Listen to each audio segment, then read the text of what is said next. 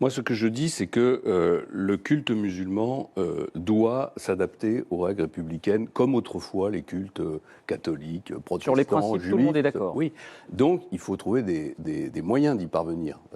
Pour les catholiques, ça s'est pas passé simplement. Hein. Il y a eu des tensions extrêmement fortes.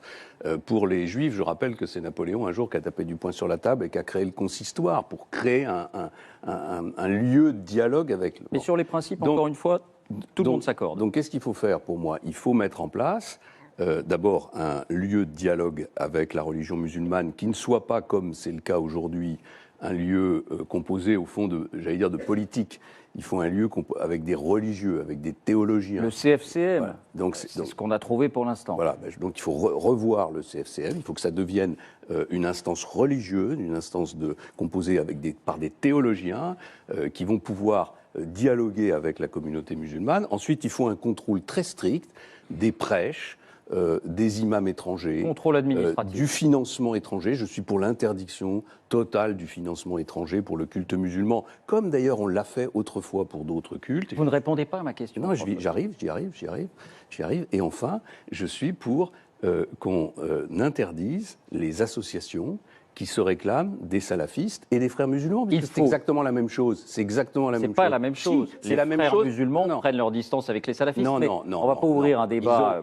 Ils ont un discours qui est un discours clairement de combat contre les valeurs qui sont les nôtres et contre la République. Il y a eu des époques où on a interdit des mouvements politiques d'extrême gauche parce qu'ils étaient contre les valeurs républicaines, ou des mouvements politiques d'extrême droite.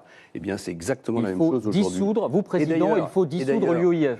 Non, je n'ai pas dit ça. J'ai dit simplement qu'il faut que l'UOIF se désolidarise des frères musulmans. Il faut que la question soit clairement posée. Mais l'UOIF émane des frères musulmans. Et vous avez, à ce moment-là, l'UOIF n'a pas de raison d'être en France. Des centaines de milliers de personnes en France. Dans ces cas-là, on interdit. Dans ces cas-là, on interdit. Je vais continuer. Qu'est-ce qui s'est passé quand les frères musulmans ont pris le pouvoir en Égypte?